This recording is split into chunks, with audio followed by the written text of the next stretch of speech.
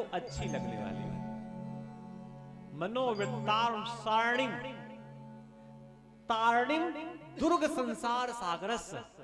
इस जो संसार सागर है इससे क्या कर दे, ताड़ दे।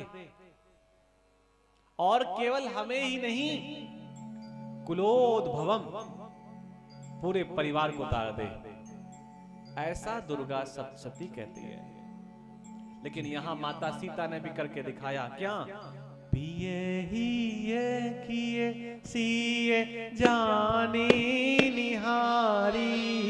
पिए ही ये सिए की जान निहारी। पिए ही ये की सिए जानी निहारी। पिए ही ये सिए की जान निहारी। मनि मुदरी मन मुदित उतारी। मरे मोदरे मरे मुदित उतारे। पिए हिए किए सिए जान निहारी। ही कहते हैं हृदय को। हृदय की जानने वाली सीता जी। मनि मुदरी मन मुदित उतारी। आज के जमाने में होता तो अंगूठी, अगर आज के जमाने में माता सीता होती तो जैसे ही मालूम पड़ता कि राम के पास कुछ नहीं है और कुछ देने का नंबर आया है तो हाथ से तो उतारती, लेकिन चुपके से उसे कहीं छुपा लेती ताकि कुछ तो बचा रहे। लेकिन माता सीता ने वो धीरे से राम के हाथ में ऐसे सरकाई कि केवट भी देख नहीं पाया। भगवान ने उतराई देनी चाहिए तो केवट ने मना कर दिया। उतराई किस बात की? हम पार हुए हैं। नहीं, आप तो नहीं पार हुए, नौका पार हुई है। और नौका किसकी है? मेरी। तो नौका तो मेरी पार हुई है, आप तो केवल बैठे थे और आपके बैठने से मेरी नौका पार हो गई, तो उतराई तो हमें आपको देनी चाहिए। केवट ने ऐसा कहा। अब सीता के हाथ से अंगूठी उतर गई, राम के हाथ में आ गई। एक बार आभूषण उतर गया तो भगवान को ऐसा लगा कि अब ये वापस इनको नहीं देनी चाहिए। और 14 साल तक उस अंगूठी को भगवान राम ने संभाल के रखा। प्रभु मुद्रिका मेल मुख माही, जलधि लाग गए अचरज नाहि।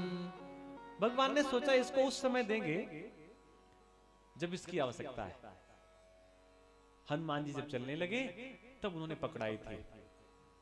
केवट ने कहा कि अभी तो प्रभु आप जाइए, और फिरती बार जब वापस आप आएंगे तो हम आपसे जरूर उतराई लेंगे।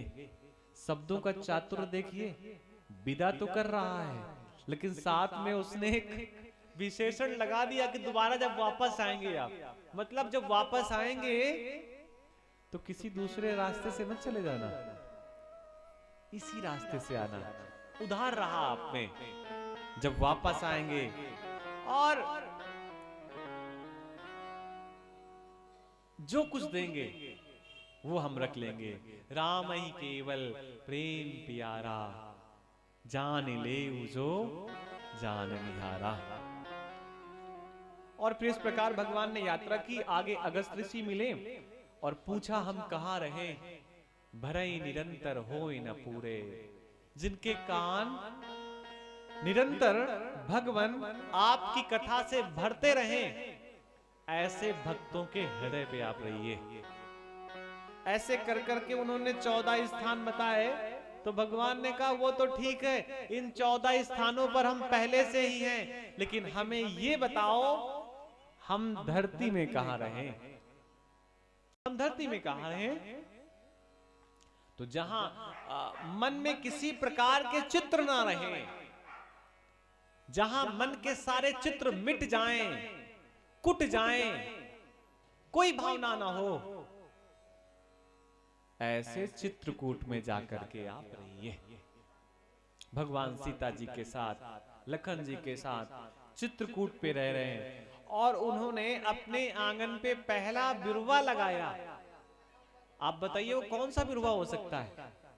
तुलसी का। आंगन पे तुलसी को जगह दी।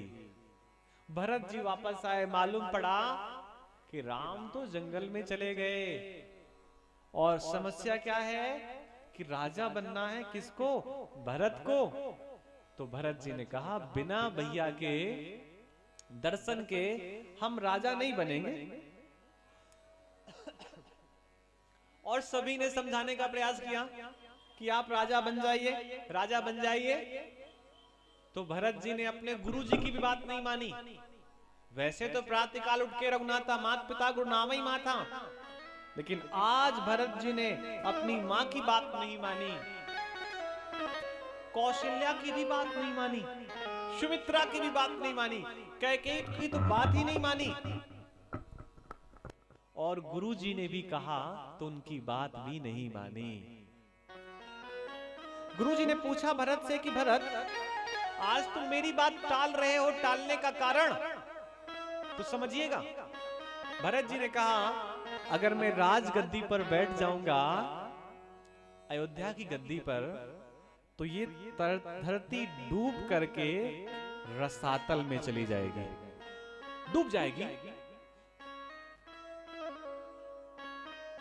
वशिष्ठ जी ने कहा कि रावण जैसा दुष्ट व्यक्ति जब राजगद्दी पर बैठा है तब तो धरती रसातल पर नहीं गई, और तुम बैठ जाओगे तो धरती रसातल में चली जाएगी। तो भरत जी ने कहा यही तो बात है, अगर रावण का कार्य राम का भाई करने लगेगा तो धरती किसका सहारा रखेगी। और वो वहां गए जहां पर राम थे, चरण पादुका वापस ले आए, और आज राम ने अपने गुरु की बात नहीं मानी। 12 साल बाद, 12 साल तक राम चित्रकूट में रहे, कोई समस्या नहीं हुई, क्योंकि गुरुजी ने कहा था चित्रकूट में रहिए जाकर के। आज भगवान ने अपने गुरु की बात नहीं मानी और चित्रकूट की धरती को छोड़ करके पंचवटी चले गए। अभी राम लखन और सीता से संवाद ही कर रहे थे कि इसी समय बहुत बड़े आदमी की बहुत बड़ी बहन आ गई और उसने भगवान से विवाह करने की इच्छा जागृत की। और भगवान से जुड़ना कौन नहीं चाहता,